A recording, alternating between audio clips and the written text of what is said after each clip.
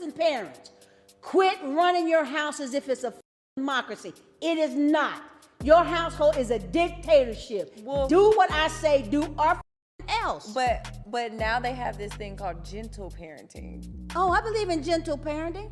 Do you? You're living, aren't you? Surviving is not thriving. But you are thriving. You survived it. I was very gentle. I was very gentle. What's up, truth tellers? I'm Bree Renee, straight from the A, and that was me and my mama talking about gentle parenting. Now, back in my day, we got our butts whooped. Okay, I'm talking about toe up from the flow up. But today on the show, we're breaking down gentle parenting, and I need y'all to tell me, in 2024, should you be popping your kids' ass or no? You don't want to miss it. Don't go nowhere. It's Truth Talks.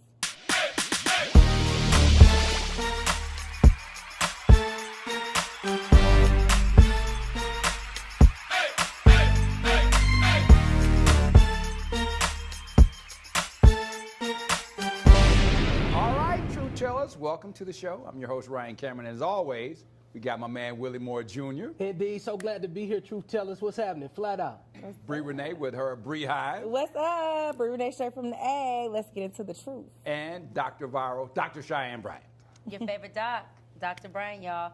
Well, listen, Bree, be honest. Did you have gentle parenting, girl? Or did your mama pop that tail? Girl, can't you tell my mama did not spare the rod or spoil the child, okay? We're going to get into that a little bit later, though. All right, we are not playing around today. We'll get into parenting in the black home a little later. But first, Willie, you got to tell them what's going on in entertainment today. Well, my sister, Keyshia Cole, she showed off a little diamond ring. It's shaped like a broken heart after her alleged breakup with rapper Huncho. I love Huncho too. The couple met earlier this year, and there was like big drama in their relationship from the beginning. After they went public, rapper Gloss Up claimed she was also seeing Huncho around that same time they was dating. Yeah, despite the controversy, they stayed together, and in October, Huncho gifted Keyshia Cole a pink Maybach truck for her 43rd birthday. But their romance ended shortly after, and Keyshia announced on Instagram that she's single again. Back on the prowl. Anyways, Keyshia is 43 years old, and Huncho was 25. So that's a huge age difference. And she kept that car, by the way. But I got to ask y'all, because Keyshia Cole been getting her heart broke since I was a child, all right?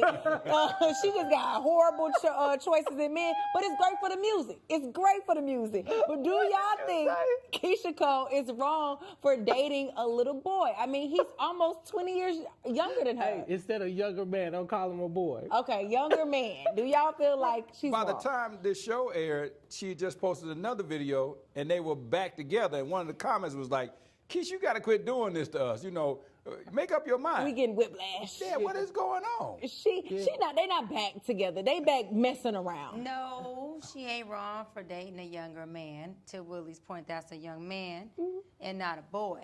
Okay. He looked like a man too. Yeah, because age don't make you a man or a boy if you can provide and protect and sling. That makes you a man. So let me say this.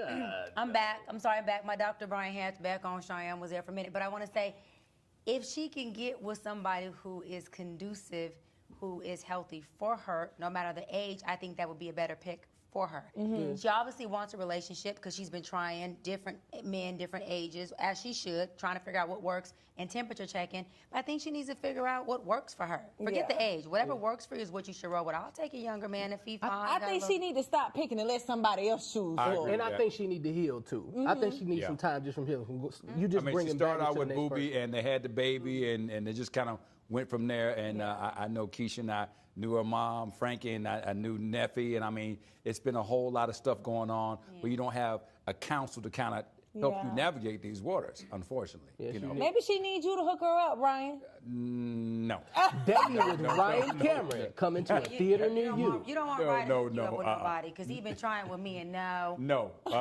No. Nick Cannon is opening up and calling for help after his narcissistic personality disorder diagnosis. Nick Cannon said he's liberated to finally have a diagnosis, and he shared a statement. Not liberated. I feel like there's so many labels out there, but it's like to be able to embrace it and say, look, I'm healing.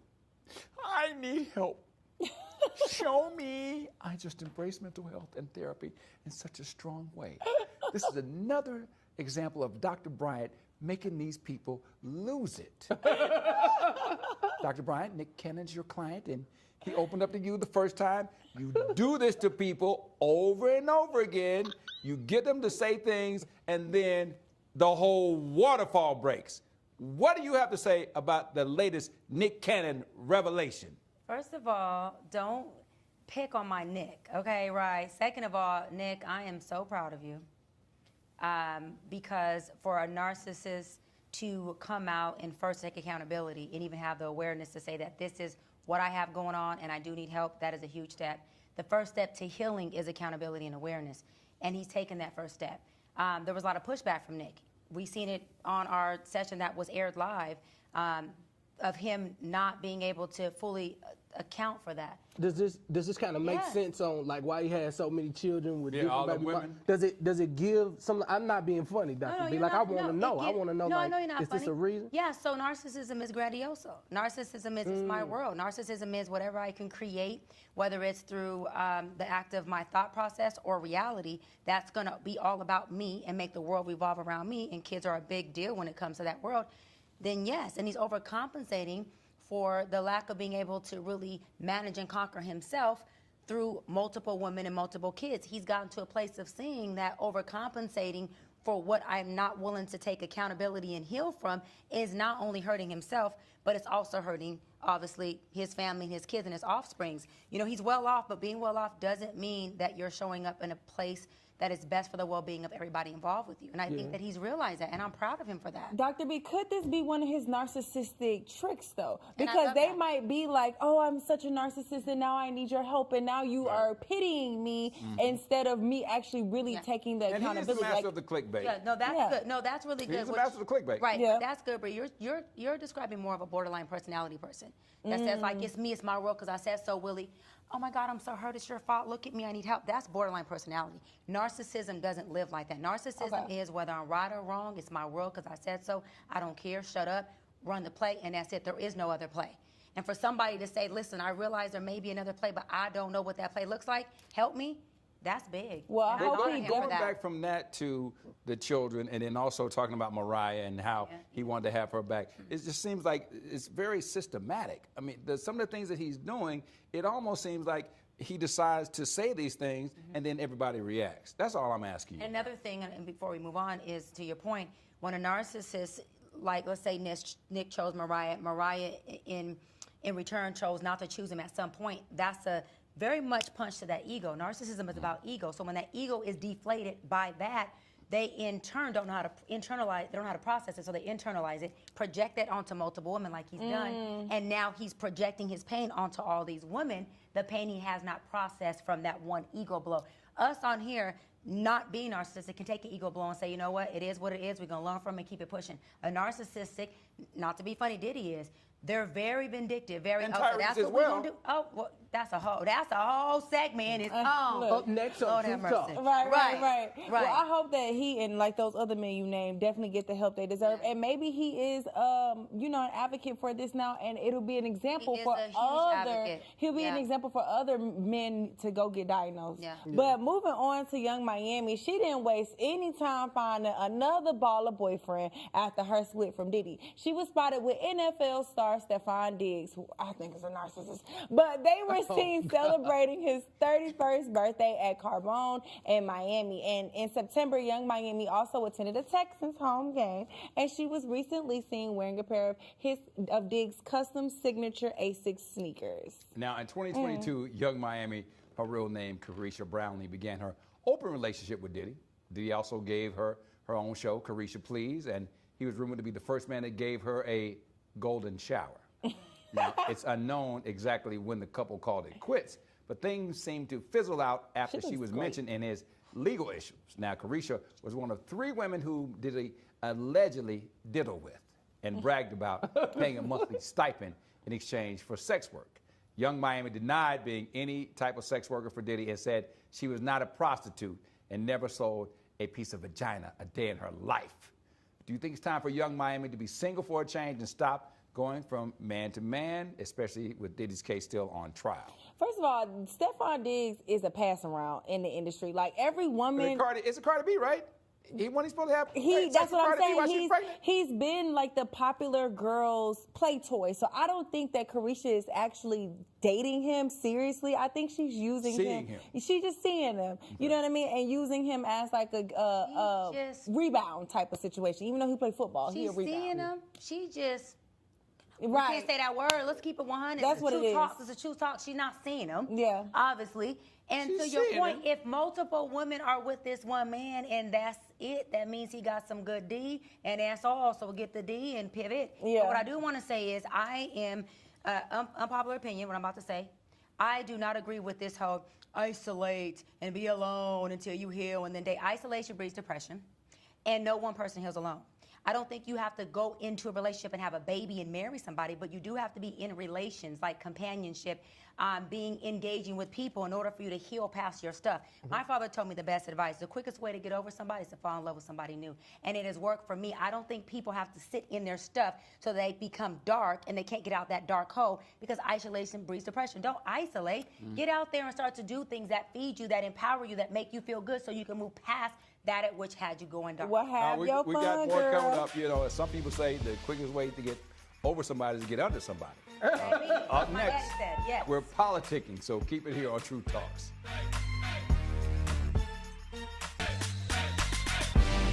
And welcome back to True Talks. Now, the show's got all the celebrity buzz, but we also keep it real when it comes to political headlines y'all need to know. Indeed. So Donald Trump is done handpicking his cabinet picks.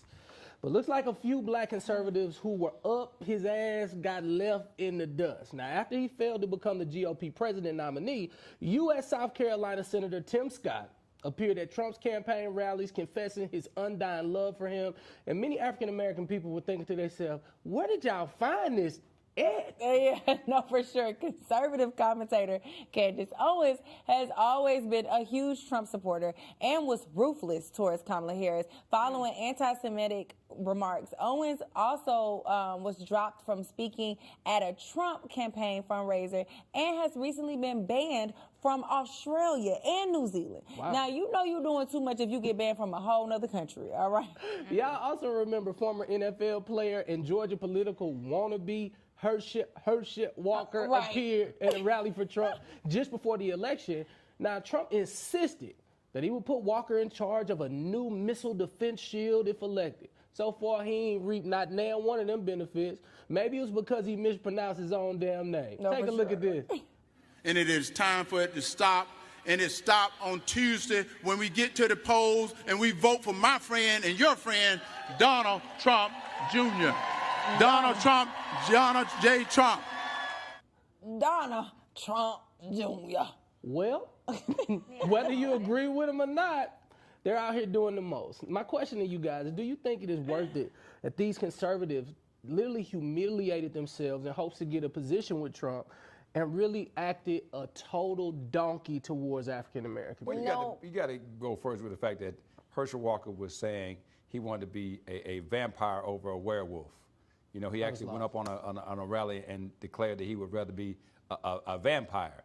You know, and that just shows that, you know, he had a lot of too many hits at the University of Georgia. Absolutely. And that came back to haunt him with some of the things that was going through his head. But I think for most people, going out and stomping for somebody, like his whole entire cabinet was white except for the person that he put in, one black person out of all those people. And you go out there and you do this dance and nothing comes of it. You should at least have a conversation with somebody before you go out there. Candace Owens is looking like the craziest out of all of them. Yeah, for sure.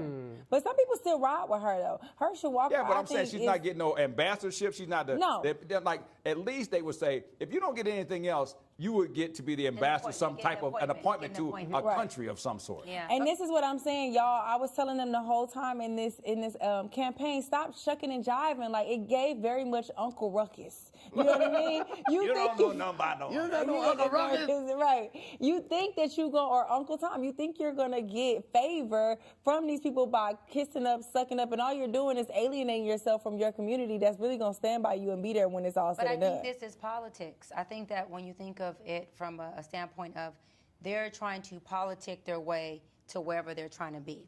Politics is 50-50. It's the highest risk you're going to take or it's the highest reward. So it's like, you know, you betting on black or red. That's what red is your community, or to say black is your community and red is the Trump administration. So I think either way, and then for a lot of these black folks who are very Trumpers, they're not looking at it like we are supporting them. They're looking at it like, what has the community done for us? Not us, meaning them. And so there's more reward with Trump, and they don't really see the benefit. They're disconnected from the black Well, Trump folks ain't do in nothing the for them community. either. And to her point, like, of course, we look at it shucking and jiving, but there's a whole community who's actually excited that in their local communities and where they're going, it just actually pushes their needle. Everybody know, if you look at the data with Trump, you see what he did last time as it pertains to a cabinet. You knew good and doggone well you probably wasn't going to be sitting in there. It looked like a whole KKK clan sometimes when I looked at some of the people who were on there from last time. However, people know what they're doing. I think it's a strategy. I don't think they out here playing Sambo for nothing. I think they understand their base. I think they understand how they got elected. I think they understand how the money goes under the table. And most of them, they have political aspirations outside of Donald Trump. Like, don't think these people ain't playing the game. Like, they always have a strategy. I don't believe that at all. Well, Herschel Walker did exception to the rule. I was about to say, Herschel Walker played football when they didn't have helmets. I don't think he have a strategy. But a lot of them are pawns. A lot of them are pawns. And so a lot of these people you see who are on the forefront advocating against us for Trump administration are also pawns that are put in place that are getting paid underneath the table. So they don't even care about an appointment. The appointment is less than what they're getting. And so for them, it's like, I'll pay you to represent me and put you in the forefront so you look like the people. And we don't care because face and name recognition and controversy still brings in attention. And we just got to talk about this at an earlier show where, you know, a person has a nonprofit organization, right? It's not them, but it's their nonprofit organization. But they're taking a salary from that. They're paying for their assistants. They're paying for all these people that work for them. And yeah, the money may not show up under their W-2 or their W-9, but it shows up under that organization. And once you get that organization, you could dole that money out any way you want to. So I don't know if Candace Owens has a organization. I don't know if some of the other people that we talk about. But when you get all of these people in one room and they decide on who they're going to draw a line under their name or beneath their name, the black people are not getting any kind of consideration because any people that are in the room that look like you and think like you are not voting for you. And we saw that in November. No, I want you to understand it. I went to the University of Mississippi, right? Ole Miss. I met different types of African-American people I had never met before. Like, we catfish fried hard black people where I'm from. Catfish, double fried hard, like that's how we are. But I noticed people like Tim and other people, I was like, oh, you really do think like this. So for us, we're thinking like, man, you would never do that. But I would watch these guys get on podiums. I would watch who they would connect with. But they come from a different style of community. I'll be honest, my son, he comes from a very affluent community. And so when he went to the University of Mississippi, he was able to navigate a whole lot different than I was because he's not catfish fried hard black man. And so, but I understand that this may seem to Tim. This may seem. I'm just talking about environment alone. We don't know his father. The things that you instill in him are what resonates for who he decides to date, who he decides to bring home, if she can use his comb, all of those type of things. She's not going to use his comb. Wait, Willie, what does he date? Yeah, he dates outside of his race. Yeah. The comb going to be different now. But guess what? Guess what, though? When you put them in that environment, you're getting what you pay for, right? Yeah. When I sent my kids to an Episcopal school, when I sent them there, they said, you know what, Dad? I want to have a black experience. I want to go to a black school. And I said, hey, be careful what you wish for, right? And my daughter was adamant. I want to go to a black school. I want to have more black. When she got up in there, boy, they was talking about this, that, the light skin, the shoes you got on, and it was not a good experience for her. It was not a good experience for her, but that's what she wanted because she had been basically hoodwinked into thinking, hey, I need to have this experience. But when you go into that black atmosphere, am I lying? No, you're right, because I went to Grambling. That's how I was. I went to a predominantly white elementary through high school in Atlanta, and I was like, I want to go to a HBCU. I want to go. My mom was like, go to a PWI. But I fought tooth and nail and I ended up at Grambling. And when I was there, I was like, wow, this is like the way y'all think is kind of crazy. Like, they used to think I was like, thinking I was the Huxtables. What was crazy about it, though? They thought the way that how we were entrepreneurs in Atlanta and how we were ambitious and the way I talked, they was like, you think you white, or why your hair curl up like that, or Well, don't let me say nobody this. own their own business. I went you to know? a hood school called Long Beach Poly in the east side of Long Beach, baby. And that school was fun. It was black. We was in the hood. Homecoming was popping. We had an auction. I got sold for the highest amount in the school history. How much was it? I'm back. An auction? I'm back. Hold on. And we had a good time in the hood at our hood school. And baby, I wouldn't have wanted to have any other experience but that. I don't want to go to the private school with the white folks. Put me with my people. I had a good time. I went with my people, but I definitely ended up coming back and finishing at Georgia State. So I was and totally it different. bred a woman who was an advocate for the black community and the president of NAACP. So black hood schools, keep doing your black hood thing. So I you grew, breed good things, listen, I baby. You grew breed up good the things. same way. I had 3 black men as my principals. I had a black police chief, a black fire chief. Like, we was mini Atlanta, but the narrative became that this is the hood. But I didn't know how lucky we were to see African American people in leadership. Yeah. So mine was the total opposite. I was just trying to get out of the neighborhood to do something different. I got recruited in the SEC, went to this PWI, and for me, that was a total culture shock. Like, I didn't know what was going on, but I learned how different people thought. I'm always asking God, why do you have me here? Even then, when I was just a hood guy, I'm like, That's God, why you got me good. here? That's And so good. I was able to learn that there are people like Tim, but there are people like me. Yeah. And when I see people that are like Tim, I know that they have a strategy. I'm like, why you keep on kissing up, bro? Because we're the first people to take There's a the strategy. Confederate flag out of the stadium. No sticks in the stadium. I was on that team to make that happen. Right. But when I met guys like Tim, it's like, well, it's all good. There were black Confederates. And we would sit there and be like, yo, like, you good with this? But I realized that they had a bigger he's right, plan. though. They They seen were black things Confederates. differently. And I respect their difference. And you know what the plan I is? don't The respect- plan is always me, Yeah, and not I agree with that. And I don't we. respect that at all. I don't because respect it either. When I grew up, I grew up in Zone 1 in Bankhead, and the only time I'd ever seen a white person was on television. Fact, it And was when one my in my high mother school. decided to move to a whole other county, I went from seeing them on television to being in the middle of them. When I graduated from my high school, Campbell or Smyrna, there was 300 people in the class. There was only 14 black people. We all sat Dang. together at the same lunch table. They called us the Soul Patrol. But because of the way Soul that I Patrol. transitioned and mended in, I have been the only black president in the history of that high school for more than 25 years. Now, as I go back and have these class reunions, I sit around and I look at all these people. We take the picture, and it'd be this person, and I know their views are racist. I know their views are different than mine. But when we take that picture and I'm sitting in the front, I know that I meant something because I crossed over all of those things that they had in their minds, like your NAACP, like your experiences all of what you were saying in your college. But for me, it was like I had to do something that united the people because, like, they got in that ballot box and they had to vote for my black And I want ass. to say this right real quick. I got to say this because the hood gave me a certain resilience that other people just ain't going to get. So whenever I hit rock bottom, I got somewhere to pull from. Whenever I got an issue or life gets hard for me, my backbone is very vertical because I come from a place that's adversity. And so I grew up in survival. And so now that I'm thriving, if anything was to hit, I don't break. I'm good. I'm built a certain way. So I would That's never 'cause you- take back going to the hood or Catfish being in the fried hood hard. or That's being a 'cause you product of a catfish fried. street father, being a product of the hood, because I grew up to be a woman who's very well versed, and I can go from real hood to real sophisticated. It's called a hybrid, and the hood gave that to me. Nothing else did. So thank you to the hood. And please loan me some money. I sure will. Up next, whatever happened to getting your butt whooped in the hood or in the school as a kid. We'll talk about the gentle parenting when we come back.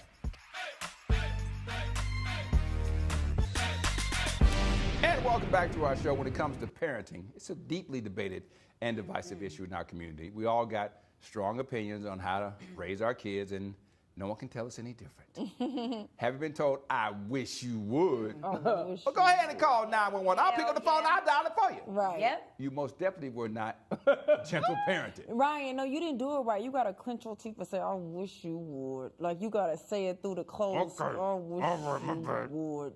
But we live in a society where psychologists have empowered children and school teachers and other adults to tell on parents or call 911 for them if a parent hits their child. Now, many feel that the line has been blurred over the years, empowering the child over the parent, which brings us to gentle parenting. Let's take a look. Parenting. Gentle parenting is like when they're growing up, you don't whoop them. Oh, hell no. You The don't- Bible says, Oh. spare the rod, spoil the child. So I believe in whipping that ass. I don't believe in abuse, but I believe in whipping that ass and letting that ass know, reach out and touch somebody's ass. Yeah. Make this world a better place. Yes. Yes. Yes. Yes, mama. That's not what Yes. the song is. That, hey, Hey, Somebody's ass. you Hey, I came, love your out mama. okay, so leave her alone. You came love out your just mama. fine. So, Yes. so I want to make sure we understand this. It's gentle parenting, okay? It's a reaction to older traditional parenting styles that were more discipline heavy.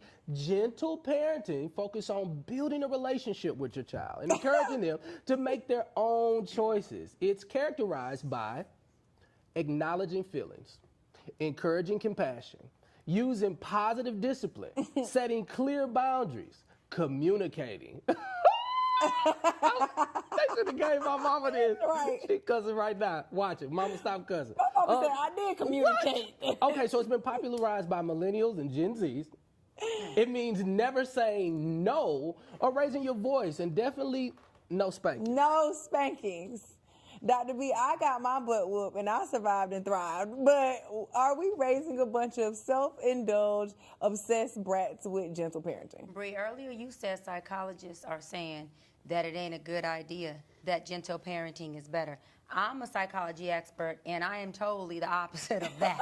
Okay, Willie, all the things you listed that gentle parenting does are all the things I got in each and every ass whooping. I got communication, boundaries. I was very Didn't I clear tell you to on stop all of it, doing and that? each pout, pam, pam, pam. I don't believe in abuse, to Bree's mama's point, but I do believe in an undisciplined child is an unloved child. I think that when you discipline somebody, they understand that you care enough to pay attention to them. I got my butt whooped, and it wasn't the whooping, it was a principle that you paid enough attention, took enough time to see that I was doing something wrong. Absolutely. To discipline me, to tell me that is not going to end up good in the real world. I love that. Me, I'm not a mother yet. I'm the oldest of 7. I have 10, 12 nieces and nephews, and they always say, again, I'm a hybrid where I'm the most loving, nurturing auntie and big sister, but I'm the big sister that'll bring the wrath real quick. I have chastised them. I will check their asses. I'll put my hands on them. Yeah. I'll do all of it, yeah. But I'm not playing that. With my kids, I want to be loving and nurturing, but I'm the mama that's going to say,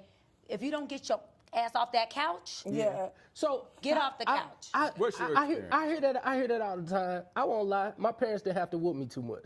They did. They didn't have to? Lord They didn't have have mercy. to. So Imagine that. So when I was adopted, being adopted, I'll be You honest was with sneaky, you. huh? That's why they didn't see My it. daddy whooped me one time, like maybe twice, but it wasn't the wrath that he gave me.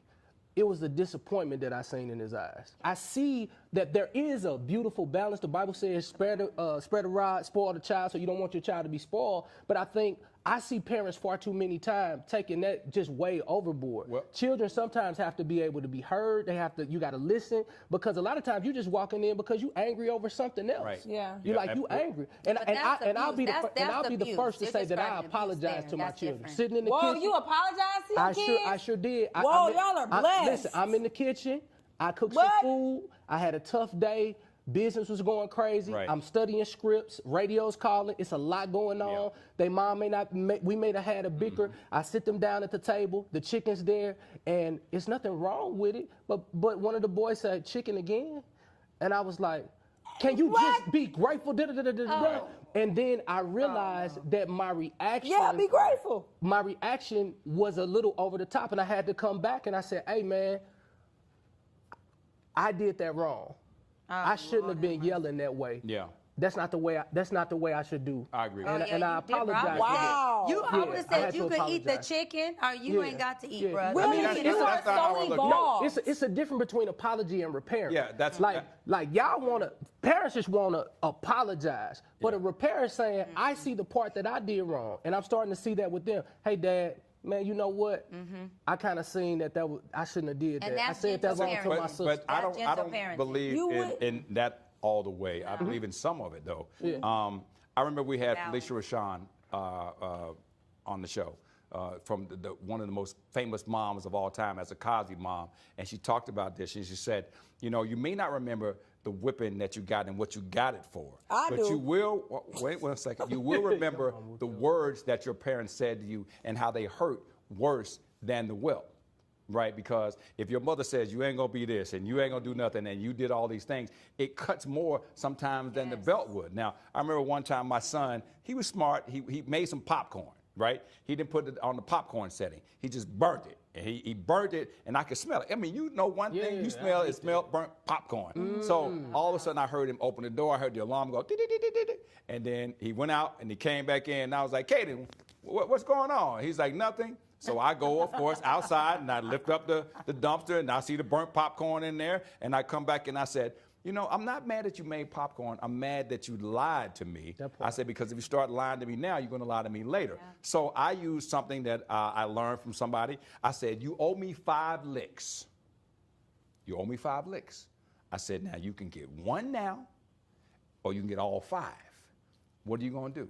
And he said, I'll just take the 1. And I gave him a lick.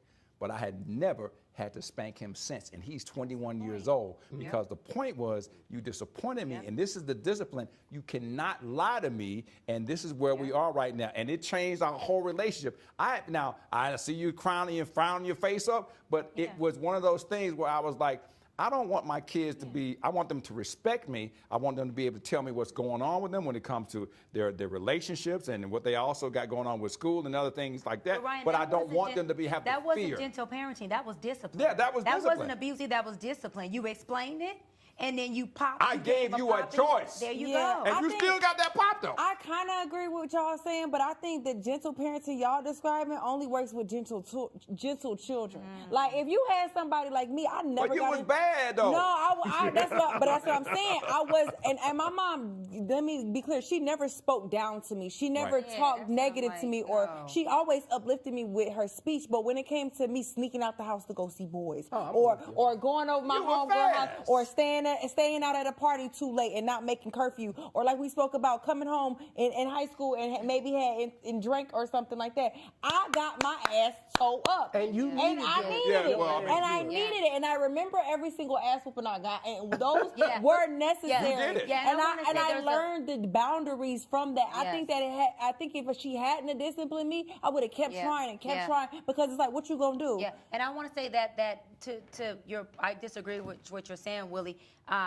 Discipline has nothing to do with talking down and creating a bad relationship between the parent and the kid. Me and my mother are best friends. I had 4 parents, 2 grandparents, 2 mother and father biological, and everybody with me except my father. And so I have my mother and I are best friends to this day. Everyone who ever knows my mama knows we best of friends. Me and my grandmother were best of friends. And as I got older, I called her before she passed away, but many years throughout my life, and said, Mama, thank you. She said, what? I said, for tearing my ass up. I said, because one thing about me, you raised me. Yeah. You taught me. You talked to me. You whooped me. You cared about me. And to your point, I wasn't bad, but I was a tough cookie, boy. I was one of those girls you couldn't just sit down and have a conversation with. Right. If you didn't press me, if you didn't get vertical with me, then I was going to do what I do. So I'm happy. I was going to push back. You for can sure. see this right now. I was about to say, look at who we are. I can definitely see that you push back. My biggest whoopings came from all that lip, all that back talk. I'm the ruler in this house. Like she said, do what I say, do, or else. It's not up for debate. And I thought that everything was a debate. I wanted to prove my point. And it helped because my mother did teach me to be vocal, teach me to, have an opinion and be opinionated. And it worked. Look at what I'm doing now. But at the end of the day, I had to be taught. That work out there, not in here though. Yeah. Right. You can't challenge me. But a study published in July found that over 40% of self-identified gentle parents feel burnt out and self-doubt because of the pressure to meet these new parenting standards. There's major backlash on social media, and influencers are saying the gentle parent approach doesn't work. Let's take a look. Please get out the cabinet. Get your mother ass out the cabinet. That's me as a mom. Put the purse back, honey. Now threaten her and see what happens. Put the purse back. Yeah, you got to do it. Yep, you got to do it just like that. Now, real talk, that's exactly how I grew up and how I see most Black parents raising their kids. Is gentle parenting really just white parents? Let me see that video. But y'all, that's me as a parent. Sit your ass down. Didn't I tell you? But they gonna be loved and taken care of and empowered. Absolutely. But you are good. When you in my house, like her mama said, there ain't nothing up for debate. It's because I said so. I pay the bills. If I put chicken, eat the chicken. That's what I was gonna You're say. not gonna tell me you don't want no chicken. So but when you can afford to buy something else, by all of us a different meal. Until then, shut up and eat. No. It ain't gonna be a shut up. Oh, it will eat. Like my mom ain't never told me shut up and eat. My mama has. I had a right and to it worked for me. to say, hey, you know, this is what it is, and she said, well, this is all you got to eat. It don't have to be a shut up. It's just a non-negotiable. Here's the thing. I appreciate parents who work that way, but I realize that every parenting style doesn't work for every child. My 21-year-old son Khalil never drank, never smoked, just a good guy. Had to whoop him one time in my life. Never had to do that again. That was who I was. My daddy whooped me one time. I was like, oh hell no, like I'm not moving that way. If my mama reprimand me, I'm not moving that way. I realize that this is disappointing to you. But I do understand that there are also some children who definitely need you to be a lot closer. You got to whoop that tail. You got to do it. But here's the thing: children come from God. They come through parents. So I tell all parents, you have to seek ye first the kingdom of God to know what fits this person, because you may be reprimanding and whooping something out of them that they may need later. Here's the thing. I was the person who got kicked out of class all the time because he got all the good grades, but the little Negro talked too much. He talked too much. He talked too much. My mom and dad, they brought me home and they said, listen, I'm glad that you got your schoolwork done, but you're going to have to shut your damn mouth in this class because you disrespecting everybody. If this happens again, then I'm going to have to take it to the other side. Here's the thing. You listen. Then I listen. You learn. You ain't got to do that for me. Now, for some kids, hey, man, you might have to do something else. But I was a listening child, and you know, perfectly you understand. Oh, Willie, you was better than me, child. I'm going to listen to my we got more. We can't have no kids together. We got more discussion of gentle parenting, but we're going to make it black. You don't want to miss what we got coming up. Gentle black parenting. That'll work. Pow!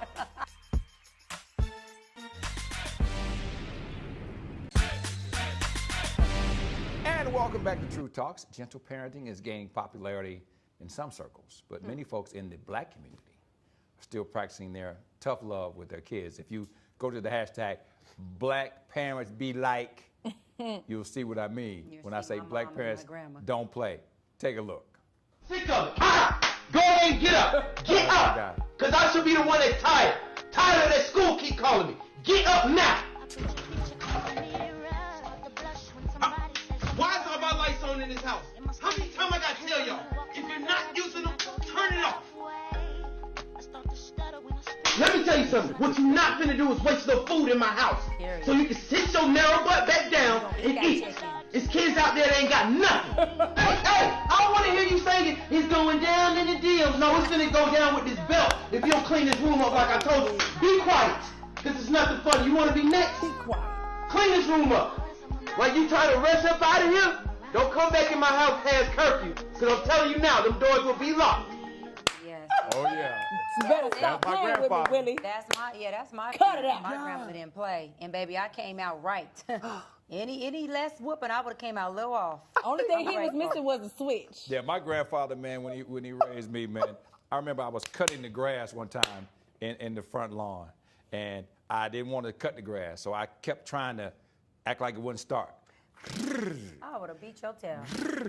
And he said, Ryan, what's wrong with the damn lawnmower? I said, hey, man, I don't know. And he stuck his finger down inside the gas tank and saw there was gas in there and put it on the spark plug, and he started it up. And when he started it up, with the other hand, he turned, and I was looking at the spark plug, and he hit me in the chest.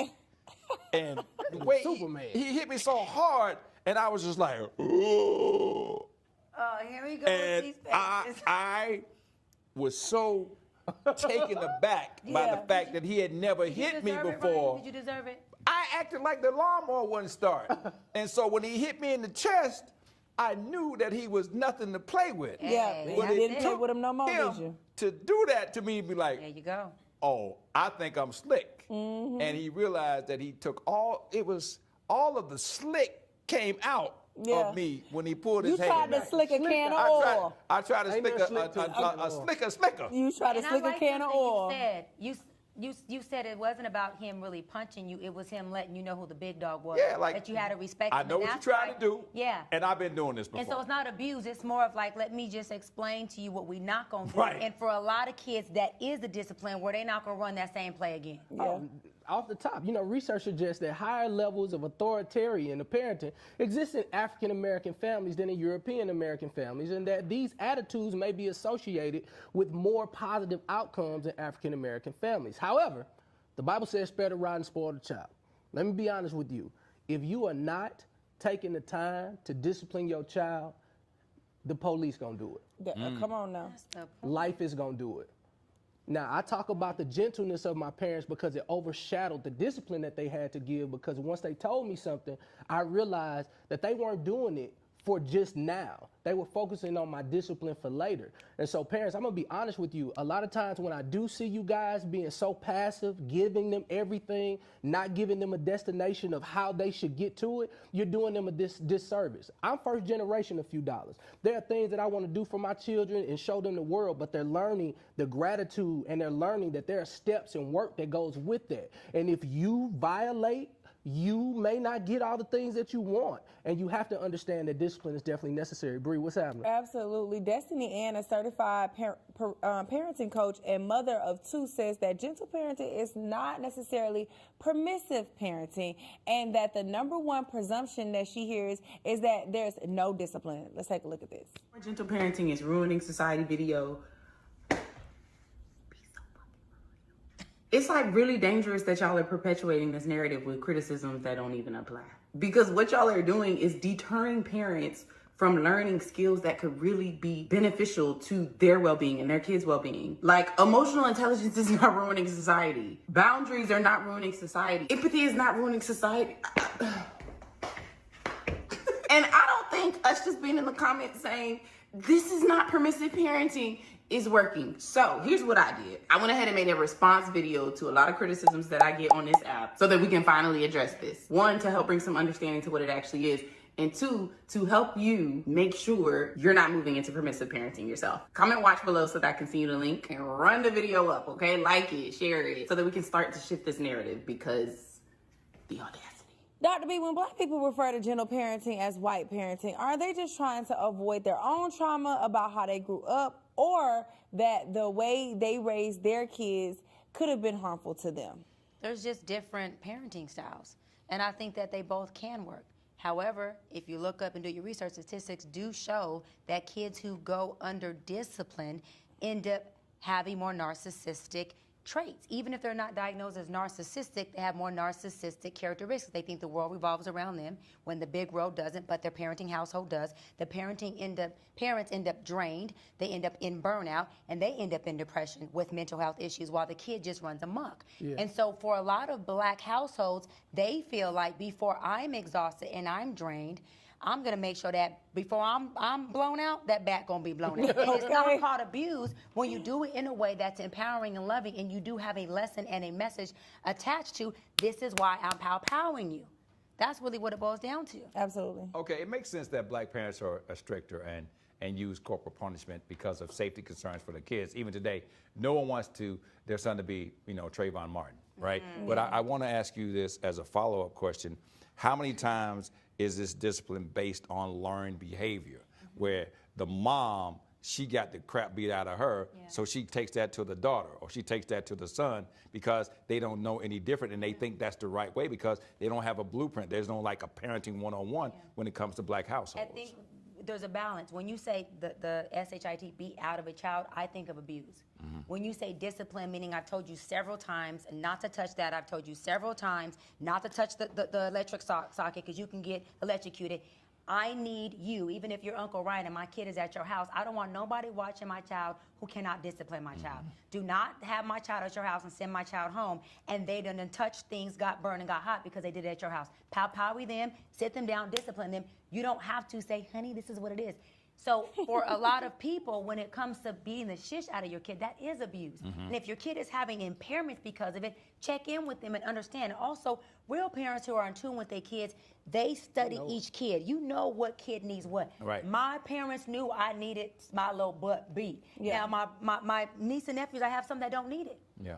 But some that do, and they say each kid gets a different set of parents. That's real. The question becomes, how do Black parents reclaim our roots but not cross the line with abuse or do things that will have psychologists and school teachers calling 911 for spanking your child? I was just speaking to a guy because, of course, we got a chance to kind of think about it. We were in the sauna, and he was like, his kid goes to one of those mucky muck schools, and he told his son, he said, now look here, if you come back with a bad grade again, It's gonna be me and you. Hey. When he came to pick him up from carpool, he had a bad little mark on his stuff, and he went crazy in that carpool line. My dad's gonna kill me.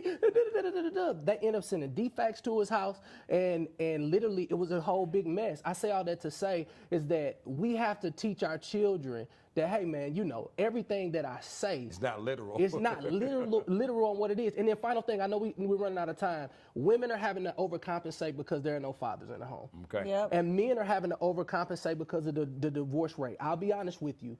It is really, really tough having full-time children without having that balance. And there's a reason why I never agreed with you when you talked about broken homes, because I was like, they're not broken, they're just different. But I realized that something does break when parents break up. And it's something that everybody has a beautiful balance in there. And I just wish that we could kind of keep our families together because it's a lot easier on the children. Come Point on, well taken. Willie, I love Coming that. up, we're about to hit it or quit it. So don't go away. Oh, I'm More here. Truth Talks. No.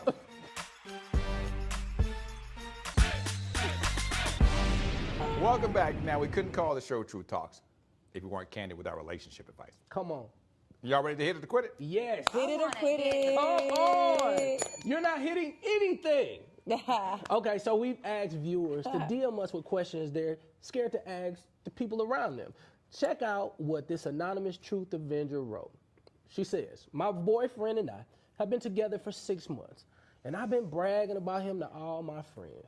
They kept asking to meet him, so finally I brought my man with me to the club with my girlfriend.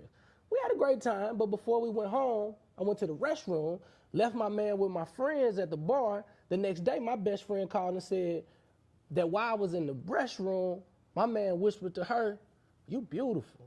And if I was single, I'll make a move on you." I was pissed off. And when I asked him about it, his lying ass said he was drunk and don't remember. Now, I don't know who to believe. What do you think I should do? Quit it. You owe me a soda. Quit it. Yeah. Absolutely Quit not. it and upgrade that friend to the best friend. Yeah. Quit it. Yeah. Which friend? Whoever the friend who That told him at told the him. bar, who said Yeah. this is what he did, that becomes your friend to now the best friend pocket because she kept it real. Yeah. And this is the girl code, exactly. And this is the thing. Men, the whole if I was single, I would. No, bro, you already got at her. That Right. was it. Yeah, you already got the if that was temperature checking to see if she was going to she allow was you down the with it. entryway. Absolutely. You out of pocket. You know my favorite word. You a womanizer. You a womanizer. Gotta go. Quit, Even quit if you was drunk, you's a womanizer. Hell The yeah. one For sure. point that Get I outta think here. we need to bring up about this, and y'all both said quit it, is the fact that I've seen this happen before, and the woman has confessed to her friend what happened, and if she doesn't quit it and she sticks around and stays, it really messes up the relationship because she's saying, "Oh, you friendship. just trying to da da da da da." Friendship. It ruins the friendship, Man. especially if she stays with that guy and Absolutely. she falls for the "I was just drunk" Ryan, line. that is Yeah. so true. Really quick, it's so true. I had a girl, we was friends years ago, and her boyfriend at the time, who's now, they've been still together, I think, pulled up in front of my house. And they had been dating for maybe 6 months or so. And he called me and said, let's go to brunch. So I called her immediately. I said, girl, such and such parked downstairs in front of, I was 20, my apartment. And I said, what you want me to do? You want me to bring the phone? Because I'm a girl's girl when it comes. You want me to bring the phone down there? You want me to go in on her? What we doing, girl? You want to pull up real quick? She said, really? To your point, she stayed with him. Do you know, about 10 years later, I got engaged. They were still together. My fiance said, after I told him the story, he said, just what Ryan said, you know that girl got a problem with you no matter what Yep. she say. Man, we went to dinner one time after a club, late night, after each thing, 2 in the morning, and we got to having a conversation, and we got into it. And it was, she turned to him and said, you want her anyways. And the man didn't say no. He sat there, Willie, like this. He should have been knowing. And let all me the tell way you how up. janky I am, because she tried to throw me underneath the bus and do something scouts when I did a good girl code thing by calling her. Right. Listen, I looked at him, I said, you want me, don't you? Oh. Hold on. And then I said, well, I'm going to go ahead and leave. And gave him the eye. I went to leave. The Negro walked out behind me, walked out with me. I said, reverse uno. You should have never thrown me underneath the bus when I had your back and I honored the girl code. You want to throw me underneath the bus? Baby. I'm a girl's girl, and at the end of the day, I'm never gonna be cool with knowing that you eyeing up my homegirl Bree. and you around. So I got to have me a man who don't have no eyes for nobody but me. So I got to kick him, quit And fellas, look here, man. You making it hard for us out here in these streets. it. All right, I'm be honest with you, man. Like, you know, it's just certain like you got to think about yourself. Your reputation is coming before you even walk in the room. Yeah. I'll be honest with you. I have been invited to different places and rooms, and even this opportunity, because you keep your name good in the street. And that especially goes with ladies, because they telling everything. They know your rap sheet before you get there. So make sure you keep it clean, But I want to ask the men something. I want to ask the men something really quick. If that happened to you, and you know, your man's woman was getting at you, what's the guy code? Do y'all tell each other, or do you kind of just stay out of it? Because I know men rock a little differently. No, I think, you know, for me, I'm going to be like, yo, man, you got yourself a freak. Absolutely. And my word is, hey, bro, she got a wandering eye, champ. You got to watch that. So, fellas, I got to ask y'all, if you were out and you got your lady at the bar and then your homeboy hollers at your chick, what would you do then? And your chick tells you, hey, you know, your homeboy just tried to hit on you. I lost a best friend because of that. Oh. You know, we were pledging in college, and I was gone, and she came to visit me, and they were looking for me and I had to leave. And so I was like, yo, man, my girl here, blah, blah, blah, blah, blah. And when I came back, she was like, yo, as soon as you left, he was trying to make his moves on me. And I was like, yo, and we were like best friends. Damn. But I'm like, if you're doing all that right now, I can't trust you on anything else. And that was the end of our friendship, honestly. Trust is trust. I can't trust you with my woman, my man, my money, my family, none of that. Yeah, So in college, we had this thing, death before dishonor. Like, if your girl around, you could trust me with my life that I'm only going to treat her like a queen. Right. And one guy in particular, I won't say his name, he violated. And I wasn't this version of myself. And I took it way too far. Hurt his whole face up and did all of that. You should have too. And, you know, I actually even had to come back and like, bro, I probably took it too far. But you know, you violated me or what have you. I could have been locked up. Dude didn't press charges. Police did come. And so I would say all that not to make this longer drawn out. Wait, so you believe in gentle parenting and gentle friendship? Because I don't think you took it too far. I took it way too far. No, I took it way too far. I could have just removed him as a friend, didn't risk my scholarship. Like, my name wouldn't have been out there, you know what I mean? Penitentiary. Yeah, like, I'm like, bro, you tripping. Like, when she told me, I was like, okay, cool, you know what it is. Good. It's healthy. He wasn't A butt whooping is healthy. A butt whooping is a healthy boundary. We got to come back to this one. We got to come back Girl, to this he one. crazy. Yeah, that's all the time we have for tonight, all right? Be sure to follow us on all of our social media channels and right here on Foxhole on YouTube. Good night. We will see y'all next week. We got to bring this back. Good night.